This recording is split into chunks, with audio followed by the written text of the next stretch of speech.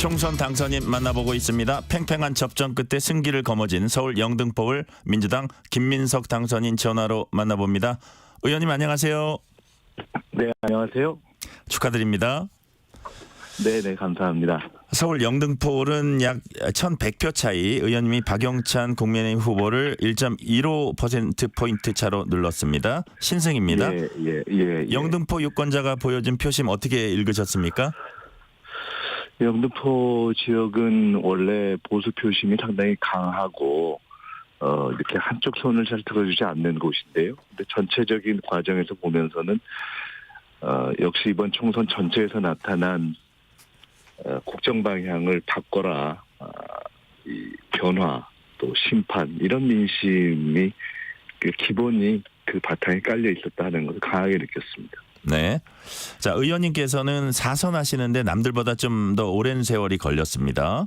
1992년에 14대 총선에서 여당 거물 나홍배 후보의 등골을 서늘하게 했던 이제 그때가 만으로 28살이었고요. 네. 32살 때 1996년 초선, 36살 때 2000년 재선, 서울시장 선거 출마.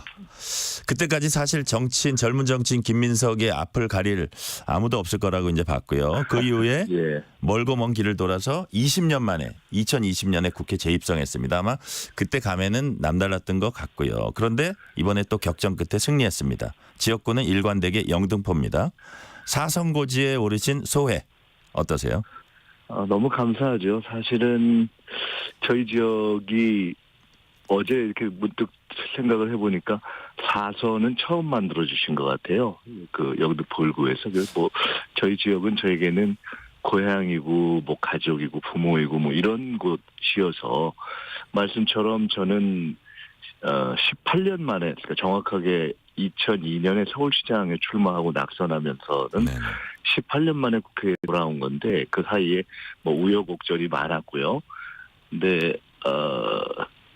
그런 이제 여러 가지 어려움을 겪고 돌아오게 해주시고 또 다시 이번에 4선을 만들어 주시니까 다른 걸 다 떠나서 저는 우리 지역구의 모든 분들에 대한 감사의 마음이 굉장히 크죠. 네. 자, 개인 당선도 기쁘지만 민주당이 압승한 것 총선 상황실장으로서도 느낌이 남다를 것 같습니다.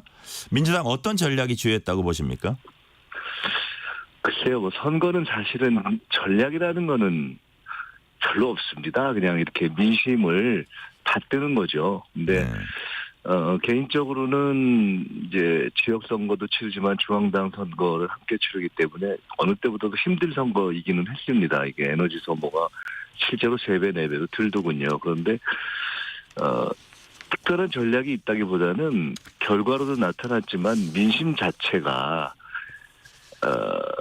이 국정의 변화와 심판에 대한 요구가 너무 강했기 때문에 저희로서는 그것을 잘 받아 안고 그것을 그대로 반영하는 슬로건을 정하고 그것을 반영하는 선거운동을 하고 또 그 과정에서 저희들이 절제력을 잃지 않도록 노력하고 뭐 이런 것이 아니었는가. 어찌 보면은 여와 야의 선거 성표가 달랐던 것도 상대방이 그런 민심을 어느 정도 읽고 인정하면서 그에 반영하는 태세를 취했다면 좀 더 어려울 수도 있었을 텐데 저희는 어쨌든 민심의 요구를 가급적 그대로 이렇게 반영하려고 저희로서는 노력을 했고요. 네네. 상대 측에서 이 선거의 전략이나 어떤 구호나 메시지 이런 것은 그렇게 주요하지는 않지 않았나 결과적으로는 이런 생각이 듭니다. 결국은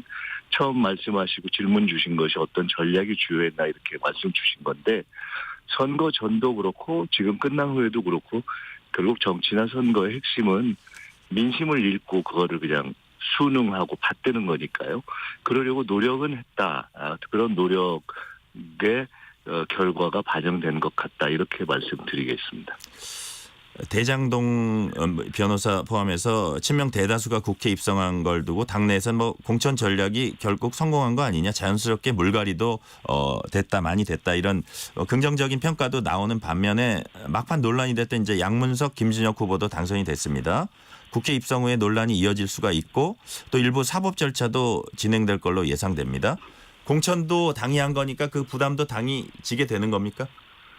공천을 조금 전에 이제 말씀하셨는데 공천을 개별을 보는 것이 아니라 더 큰 틀에서 한국 정치의 흐름이라는 것이 저는 더 사실은 중요하게 보는 입장입니다. 네. 그것은 우리가 정치의 주인이 주권자다 이렇게 이야기를 하고 우리가 모르는 사이에 어느새 한국 정치가 정말 주권제 민주주의가 심화되고 있다 이렇게 볼 수 있는데 여러 가지 논란도 있고 또 개별적인 후보들 간의 그 차이도 있지만은 예. 가장 중요한 큰 문제는 민주당 공천의 바닥 민심이 그리고 실제 당원들의 목소리가 반영됐다라는 것이 저는 굉장히 중요하다고 봅니다. 그러니까 민주당이라는 정당이 사실상 한국 정당 중에 이 권리를 행사할 수 있는 대중적인 아주 대규모 거의 100만 수준을 넘는 이런 당원을 가지고 그 당원들의 권리가 실제로 행사되는 우리가 이야기하는 대중적인 정당 정치가 실제로 작동되는 거의 유일한 당인데 이제는 이제 그러한 것이 정당의 공천에 반영이 되기 시작했고 아마 그 흐름을 이제는 누구도 되돌리기가 어려울 것 같다. 그 과정에서 전통적인 눈으로 볼 때는 계파적 시각에서 뭐 어떤 계파가 더 많이 됐다 뭐 이렇게 볼 수도 있겠지만은 그런 것이 아니라 당원들의 큰 흐름과 선택이 작동되었다라는 점이 저는 제일 중요한 평가의 대목이라고 보고요. 그것을 어떻게 더 완성도를 높여갈 것인가 하는 게 향후의 숙제라고 봅니다. 당선자 중에 혹시 법원의 판단이 내려져 가지고 당선 무효형이 된다거나 하면은 당원 당규상 거기 새로 안 내는 게 지금 규정입니까? 어떻게 돼 있습니까? 글쎄요. 그건 제가 지금 정확하게 기억을 못 하겠는데요. 그것은 사안에 따라 다른 것으로 알고 있습니다. 네네. 수도권, 충청권, 호남권 석권했지만 기대만큼 성적이 안 나온 것이 낙동강 벨트입니다. 국민의힘 입장에선 많이 흔들렸다고 이제 알려졌는데 막판에 조국 혁신당 바람과 문재인 전 대통령의 선거 지원으로 오히려 부울경 보수층, 특히 샤이 보수층이 결집했다 이런 분석도 나옵니다. 이 분석은 어떻게 보세요? 글쎄요. 어떤 이유이냐 이 부분에 대해서는 이제부터 데이터도 보고 조금 더 저희들이 또 현장의 목소리를 들으면서 심층 분석을 해야 할 거라고 보고요. 말씀처럼 실제로 저희는 그 지역에서 조금 더 좋은 결과가 나오거나 아니면 이미 의석을 갖고 계셨던 분들이 원내 진입하지 못한 것이 너무 안타깝고 아쉽습니다. 다 훌륭한 분들인데. 근데 이제 저희들이 여론조사가 비교적 높게 나올 때도 실제 선거에 들어가서는 그 결과가 여론조사 기대치보다는 통상 더 낮게 나온 그러니까 여기서 낮다는 거는 낮은 수치죠. 네, 낮은. 그걸로 나온 네. 결과가 사실 종래에 쭉 있어 왔기 때문에 특히 저기 열세 지역 말씀하시는 거죠? 네네. 그러니까 네네. 지금 말씀하신 낙동강 벨트가 그렇죠. 됐다 이런 예. 지역 말씀드리니까 예. 종래에도 과거의 선거에서도 더 여론은 좋았는데 뚜껑을 열고 나면은 실제 의석수는 그에 못 미치는 경우가 많아서 저희도 기대 반 조심 반 하고 있었는데 이번에도 이제 그 벽을 넘지 못한 것이 굉장히 아쉽고요. 다만 전체적으로 그 평균 득표율들이 굉장히 다 박빙으로 간 것은 네네. 감사한 일이고 근데 말씀처럼 왜 그 기대치 또는 여론조사치가 그대로 실제 투표로 반영 못 되는가 하는 것을 이번 선거에는 뭐가 작동했는가도 저희들이 분석을 해봐야 되고 또 한국 정치 자체에서의 어떤 구조적인 원인 그거는 뭐 다 알려져 있는 것 아니겠습니까? 네네. 그 부분은 저희는 굉장히 아쉽게 생각하고 있습니다. 네. 윤석열 대통령은 국민의 뜻을 겸허히 받들겠다면서 국정 쇄신 예고했습니다. 민주당이 원하는 국정기조 전환 수준 어느 정도입니까? 글쎄요. 그것은 국민들이 딱 이렇게 보면서 느끼실 거라고 봅니다. 우선 이런 정도의 선거가 있었으면 대통령이 먼저 자신의 소회를 국민 앞에서 이렇게 담담하게 말씀드리고 또 그에 대해서 내가 스스로 별하겠다 이렇게 얘기하는 것으로부터 사실은 시작하는 것이 기본 아닌가라는 생각이 들어서 현재 지금 대통령께서 선거 이후에 말씀하신 그 언급만 가지고는 무엇을 어떻게 진정으로 변하려고 하는 것인가를 아직은 가늠할 수 없는 단계입니다. 네.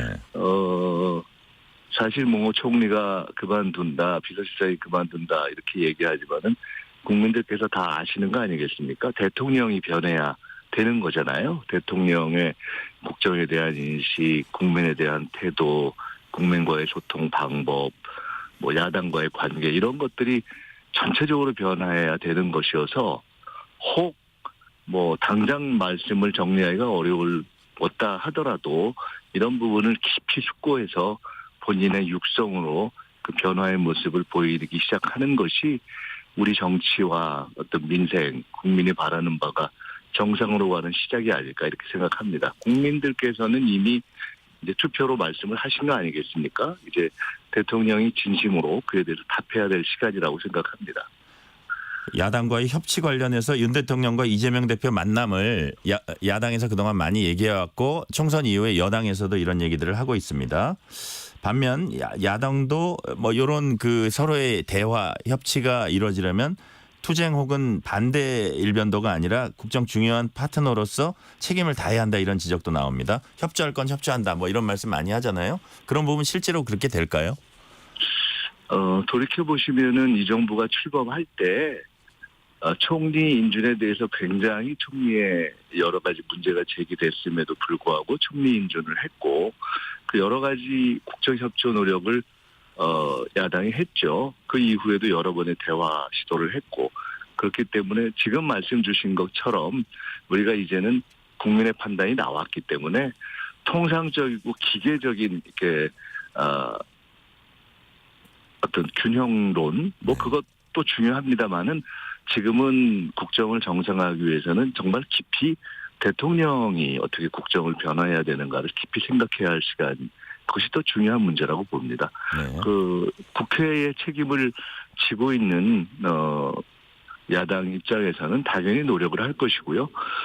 이럴 때 예를 들어서 대통령이 지금까지와 같이 민심이 있고 또 총선 결과가 나왔고 또 국회에서 여야가 이제 대화도 해가면서 법도 통과시키고 할 텐데 그런 것을 해도 그냥 종래처럼 본인의 어떤 선호에 맞지 않거나 아니면은 비리를 규명하거나 하는 데 있어서 부담스럽다 하는 것들을 다 거부해버리는 방식으로 그냥 가겠다. 네. 만약에 마음에 그런 것이 있다면은 어떻게 풀려가겠습니까? 그러니까 그런 부분을 이미 이제 지난 2년에 대한 경험이 있기 때문에 깊이 생각하고 대통령께서 이후에 여러 가지 변화를 시작하시기를 기대하고 지켜보는 입장입니다. 네.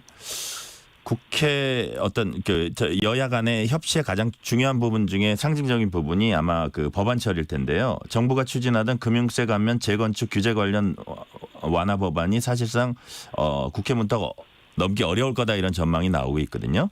김 의원님도 여의도 재건축 공약 뭐 이런 거 아마 하셨을 텐데 이런 부분의 법안에 있어서는 좀 이렇게 약간 그 유연성을 민주당도 발휘해야 된다 이렇게 보시지 않으세요?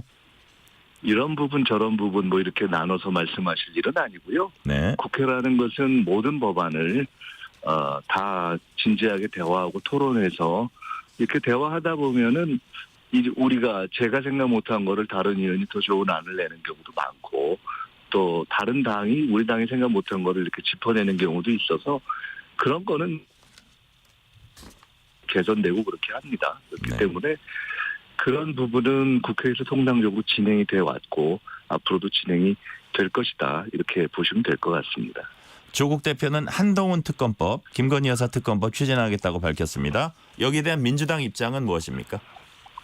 글쎄요. 민주당의 입장이라고 할 것이 아직 뭐 토론을 해서 정해져 있는 것은 아니고요. 네. 그 문제에 대해서는 이미 조국 대표와 조국 혁신당에서 처음 창당 때부터 말씀을 하신 것이기 때문에 그에 대해서는 아마 제기를 하고 법적 추진을 하실 것이라고 보고요. 저희는 저희대로 또 여러 가지 어떤 것들이 중요한가에 대한 판단을 하게 될 텐데 기본적으로는 어제 이재명 대표께서도 선대위 해단식 때 말씀하셨지만은 너무나 지금 어렵고 시급한 것이 국민의 경제, 민생 일생활 이런 거 아니겠습니까? 물가. 그러니까 코로나 때보다 어렵다 하는 것이 그냥 빈말이 아니라 사실인 상황이어서 당연히 이제 조국 혁신당과 조국 대표가 말씀하시는 어떤 부정과 비리를 바로잡고 검찰 개혁을 하는 것은 기본선입니다. 그래서 그런 것들은 다 당연히 기본적으로 추진돼야 되는 것 가운데 저희들이 함께 논의하고 할 수 있는데, 그러나 큰 바탕에는 국민들이 절박하게 지금 어려움을 겪고 있는 민생의 문제를 푸는 것을 큰 바탕과 중심으로 하면서 여러 가지 문제들을 함께 풀어간다, 이렇게 보시면 되겠습니다. 그것이 꼭 무슨 선후의 문제는 아니고요. 국회에서는 굉장히 많은 법들을 예를 들어 우리가 1호 법안 이런 얘기는 하지만 그거는 사실 상징성의 문제일 뿐이고 네. 지금 바로 처리해야 될, 그러니까 다음 국회에서가 열리면 처리해야 될 뿐만 아니라 사실은 여야 간의 의논만 되고 또 현재 이번 총선 결과를 그대로 해석해서 남아있는 국회 임기 기간에 만약 우리가 제대로 반영한다면 이미 대통령이 거부권을 행사했는데 그에 대해서 국민들이 이것은 아닌 것 같다. 예를 들어 최상병 관련한 법이나 특검이라든가 또는 네네. 이태원 관련한 것들은 사실은 너무 당연하고 미루고 거부할 이유가 없는 것들 아니겠어요? 간호법 같은 경우도 사실은 이미 대통령이 거부권을 행사한 내용보다 더 어떻게 보면은 조금 과하다 싶은 내용을 여당의 정책위 의장께서 이미 발의를 한 내용들도 있고요. 네네. 그렇기 때문에 이미 스스로 좀 실책을 했다 하는 부분들은 이번 국회 임기 안에도 빨리빨리 정리를 하고 가는 것이 좋겠다, 이렇게 봅니다. 네. 자, 민주당 차기 그 지도부 구성에도 이제 촉각이 곤두서는데요. 김민석 의원님 이제 4선이 되셨는데 대표나 원내대표 도전할 생각 있으세요? 이제 생각해서 저도 어떻게 역할을 할지 어떤 것이 좋을지 고민을 해서 방향을 잡겠습니다. 네네. 자, 이제 시간이 한 1분 정도 남았는데요. 자, 22대 국회 들어가시면 어떤 정치 보여주고 싶으신지 짤막하게 말씀 부탁드릴게요. 이제는 외람된 말씀이지만 제가 아직 나이가 그렇게 많지는 않지만 아까 말씀처럼 젊은 나이의 정치를 시작했고 오랜 길을 돌아와서 다시 또 이렇게 두 번째 기회를 얻었기 때문에 사실 다른 것보다는 역사와 국민을 생각하고 가는 정치를 하고 싶다는 생각을 쭉 하고 있습니다. 그런 관점에서 오직 올바른 정치, 바른 정치를 하도록 노력하겠습니다. 네, 오늘은 여기까지 듣겠습니다. 민주당 김민석 의원이었습니다. 감사합니다. 네, 감사합니다. 전종철의 전격시사 2부 순서는 여기서 마치고 3부가 이어집니다.